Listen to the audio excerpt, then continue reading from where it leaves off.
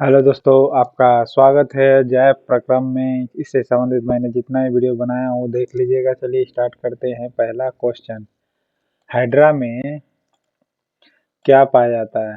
Hydra में पाया जाता है स्पर्शक। ओके, हाइड्रा में क्या पाया जाता है?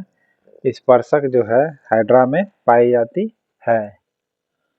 ओके, स्पर्शक जो होती है हाइड्रा में पाई जाती है। स्पर्शक इसलिए कहते हैं क्योंकि हाइड्रा में इस प्रकार का तीर जैसा निकला रहेगा। ठीक है, कैसे धान ए जिगजैग जैसा कुछ निकला रहेगा, उसी का नाम क्या स्पर्शक है। जैसे ही उसके संपर्क में आता है,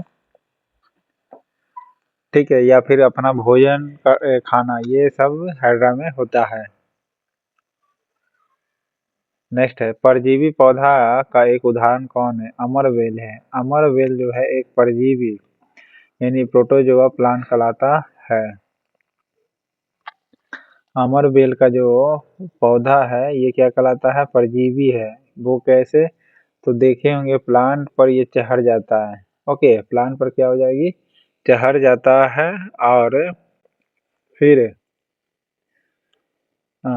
फिर वह भोजन प्राप्त करता है, यानी पेड़ पर ही चढ़ जाता है, लता के जैसा दिखेगा। ठीक है, पीला पीला कलर का होगा, अमरवेल होता है। ये परजीवी पौधा कहलाता है। नेक्स्ट है, प्रकाश संश्लेषण के द्वारा किसकी प्राप्ति होती है? ग्लूकोज की।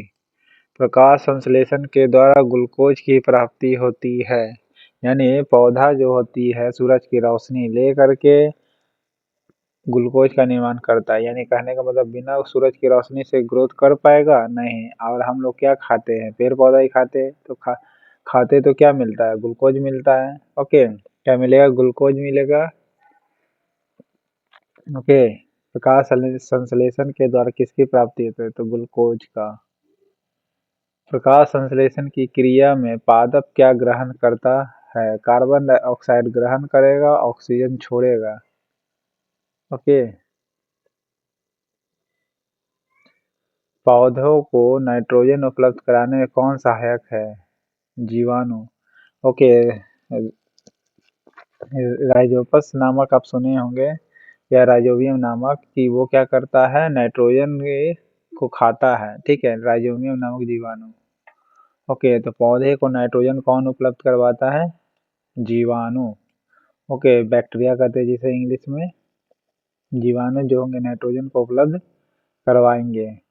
अब पौधे को तुरंत वृद्धि करना है तो फास्फोरस चाहिए होता है, याद रखिएगा।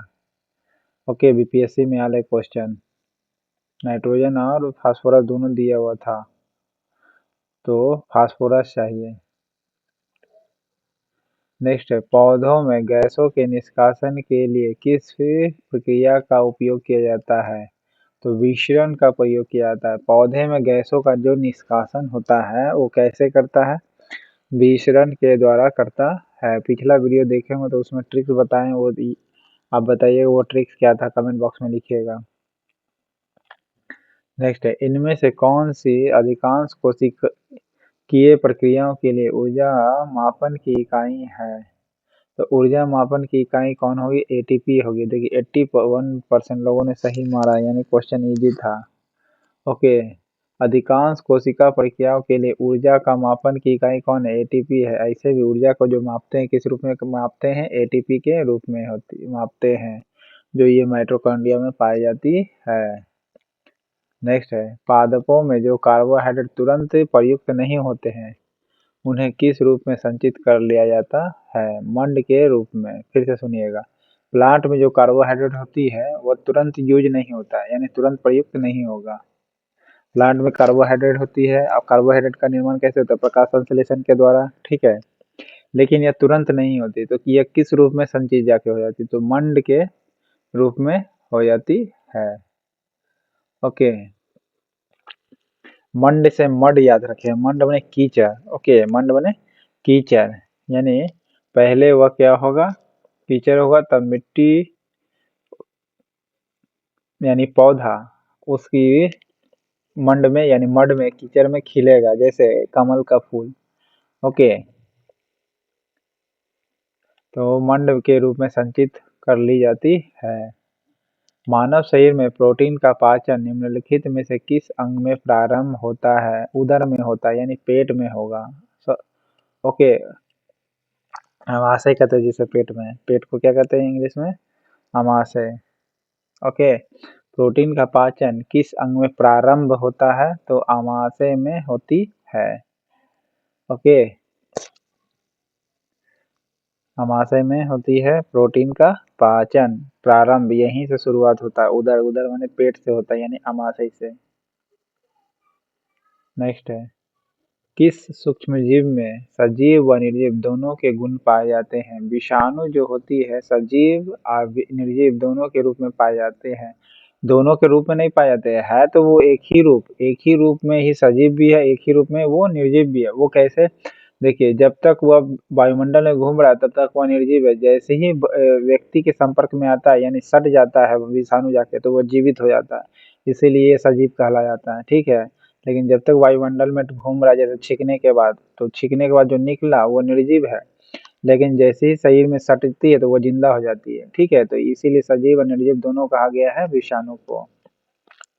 ओके, इस और कारण क्या है कि ये क्रिस्टलाइज हो सकते हैं। ओके, ध्यान रखिएगा, जीवाणु के द्वारा नाइट्रोजन प्राप्त होते हैं। स्टोमेटा के खुलने और बंद होने की क्रिया को नियंत्रित करता कौन है? द्वार कोशिका करती है। स्टोमेटा का खुलना और बंद होना ये क्या कहलाता है? द्वार कोशिका के द्वारा नियंत्रित होती है।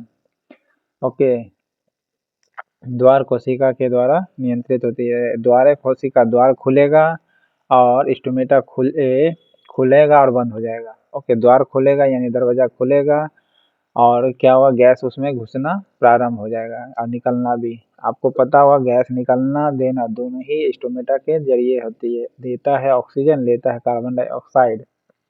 ओके, यानी द्वार खुलेगा तो गैस का आदान प्रदान होगा। नेक्स्ट है, हाइड्रा में क्या पाया जाता है? स्पर्शक पाया जाता है, बताए थे। हाइड्रा में क्या पाया जाता है? स्पर्शक पाया जाता है। ओके, झिल्लीदार नुमा दिखेगा आपको, पिक्चर में देख सकते हैं। नेक्स्ट है, प्रकाश संश्लेषण की प्रकाशित अभिक्रिया क्लोरोप्लास्ट में कहाँ संपन्न होती है? तो ग्रेना में संपन्न होती है। फिर से सुनिएगा, प्रकाश संश्लेषण की प्रकाशीय अभिक्रिया क्लोरोप्लास्ट में कहाँ संपन्न होती है? ग्रेना में संपर्क होती है, याद रखिए। यानी ग्रेना कहाँ होती है? क्लोरोप्लास्ट में। ओके, ग्रेना कहाँ होती है? क्लोरोप्लास्ट में, यानी क्लोरोफिल में होती है। और यहीं पर क्या होती है? प्रकाश संश्लेषण की प्रकाशीय अभिक्रिया यानी लाइट रिएक्शन होती है, जो केमिकल में कन्वर्ट हो जाती है। ओके, तो ये ग्रेना में संपन्न हो जाती है। क्लोरोप्लास्ट में कहाँ संपन्न होगी प्रकाश संश्लेषण क्रिया? तो ग्रेना में संपर्क होगी। ओके, नेक्स्ट है, कौन सा पोषक तत्व रंध्रों के खुलने और बंद करने में मदद करता है? पोषक तत्व बोला है तो पोटेशियम होगा। ओके, रंध्र के खुलेगा और बंद होगा, ये किसके कारण होगी? तो पोटेशियम के कारण होगी। ओके, राइजोबियम नामक जीवाणु के द्वारा नाइट्रोजन मिलता है पौधे को और फास्फोरस से तुरंत विकसित होती है, बीपीसी में हाल है। ओके, और हार्डनेस प्लांट को मिलती है कैल्शियम के द्वारा। नेक्स्ट है, स्वपोषी पोषण के लिए आवश्यक क्या है? सूर्य का प्रकाश चाहिए, कार्बन डाइऑक्साइड चाहिए और जल चाहिए और क्लोरोफिल भी चाहिए। ठीक है, ये तीनों ही चाहिए। जैसे प्लांट जो क्या होती है? स्वयं पोषी होती है, खाना खुद बनाती है, स्वयं पोषण का मतलब। ओके, प्रकाश संश्लेषण क्रिया में ऑक्सीजन बाहर निकलता है, कहाँ से? जल से निकलता है बाहर, H2O फार्मूला होता है। ठीक है, तो ऑक्सीजन कहाँ से बनेगा? वाटर से ना बनेगा। ठीक है, प्रकाश संश्लेषण क्रिया में ऑक्सीजन बाहर निकलता है, किससे? जल से निकलती है। प्रकाश संश्लेषण के लिए निम्न में से कौन से कच्चे पदार्थ की आवश्यकता नहीं है? तो ऑक्सीजन की आवश्यकता नहीं है, क्योंकि ये ऑक्सीजन खुद ही देती है। बाकी कार्बन डाइऑक्साइड, क्लोरोफिल, वाटर चाहिए ही चाहिए। ठीक है, और सूरज की रोशनी चाहिए। तो प्रकाश संश्लेषण के लिए कौन से कच्चे पदार्थ की आवश्यकता नहीं होती है? ऑक्सीजन की। नेक्स्ट है, सभी हरे पौधे होते क्या है? स्वपोषी होते हैं, यानी खुद ही वह क्या करते हैं, भोजन बनाते हैं। पौधा पौधा तो अपना खुद ही खाना बनाता है। ओके, मशरूम को छोड़ करके हरे पौधे खुद वो भोजन बनाता है। नेक्स्ट है, रंध्र स्थित होते हैं किस में, पत्तों में होते हैं। रंध्र कहाँ स्थित होता है, पत्ता में। ओके, रंध्र के खुलने और बंद होने के जरिए जरिए ही क्या होता है, गैस का आदान प्रदान होता है। ओके, और क्लोरोफिल में ही क्या पाया जाता है, ग्रेना। प्रोटीन कहाँ पचना से प्रारंभ होता है, उदर में। ओके, मनुष्य में आरबीसी यानी रेड ब्लड सेल्स के जरिए ही कार्बन डाइऑक्साइड और ऑक्सीजन दोनों ही आता जाता है।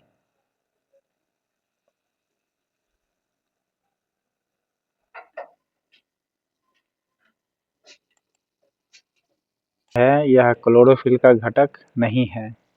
देखिए, क्लोरोफिल का घटक मैग्नीशियम होगी। ओके, क्लोरोफिल में मैग्नीशियम पाई जाती है, पता है।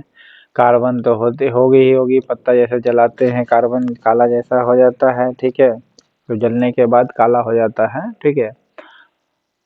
और हाइड्रोजन होगी ही होगी, क्यों, क्योंकि वाटर का फार्मूला क्या होता है, H2O। कोई भी प्लांट पानी लेगा तो हाइड्रोजन लेगा कि नहीं लेगा, लेगा ही लेगा, और छोड़ेगा क्या, ऑक्सीजन छोड़ेगी। ओके, तो इसका मतलब क्लोरोफिल में क्या होता है, H2O होगा, यानी हाइड्रोजन होगा। मैग्नीशियम आपको पहले से पता है कि रहता है, ठीक है। कार्बन रहेगा ही, पत्ता अगर जला देते हैं तो जल ही जाएगी। कार्बन से काला याद रख लीजिएगा, ठीक है, मात्र ट्रिक है। नेक्स्ट है, आहार नाल के किस भाग के द्वारा जठर रस का स्राव होता है, यानी रिलीज होता है, आमाशय के द्वारा।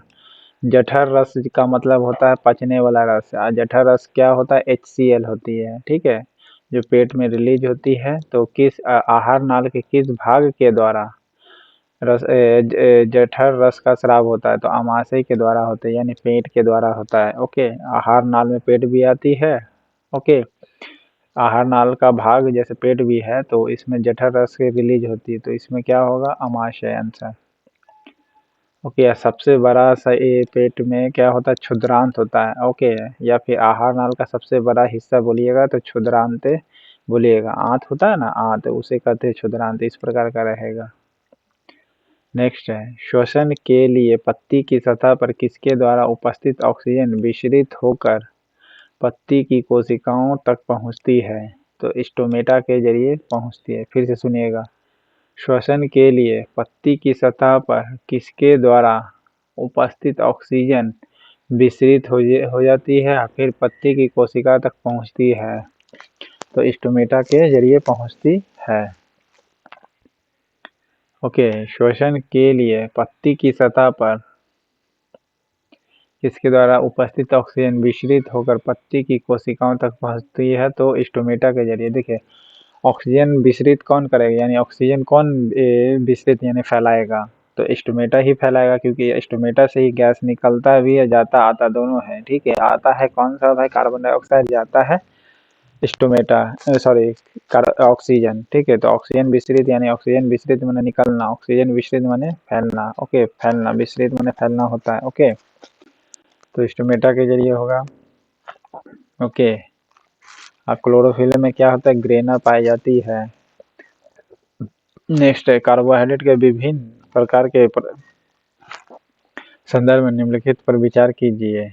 ओके, देखिए, अमीनो अम्ल जो होती है, कार्बोहाइड्रेट के विभिन्न संदर्भों में विचार करना है कि इसमें से कौन सा नहीं, उपयुक्त में से कौन सा कार्बोहाइड्रेट का प्रकार नहीं है, तो केवल अमीनो अम्ल नहीं, ये प्रोटीन का हिस्सा होता है। ओके, बाकी मंड, शर्करा, ये दोनों जो होती है किसका होती है, कार्बोहाइड्रेट का हिस्सा होती है। ओके, मंड और शर्करा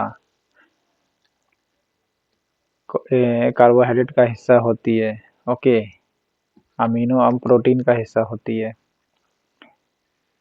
नेक्स्ट है, आंतरिक भित्ति पर उंगली के समान उभरी हुई संरचनाओं कहाँ होती है, क्षुद्रांत में। ओके, फिर सॉरी, आंतरिक भित्ति पर उंगली के समान उभरी हुई संरचनाएं कहाँ होती है, तो क्षुद्रांत में होता है। शरीर का पेट का सबसे बड़ा जो होता है या सबसे बड़ा हिस्सा कहिएगा कौन सा होगा? क्षुद्रांत होगा। देखिए इस प्रकार रहेगा, ठीक है, इस प्रकार। तो देख रहा उंगली की तरह ये दिखाई पड़ रहा है ये किनारे में आपको? ओके, उंगली की तरह किनारे में दिख रहा है यहाँ पर, तो क्षुद्रांत होती है उभरी हुई। ओके, विषम पोषी जीव अपने पोषण के लिए प्रत्यक्ष या परोक्ष रूप में आश्रित रहते हैं हरे स्वपोषी पौधे पर।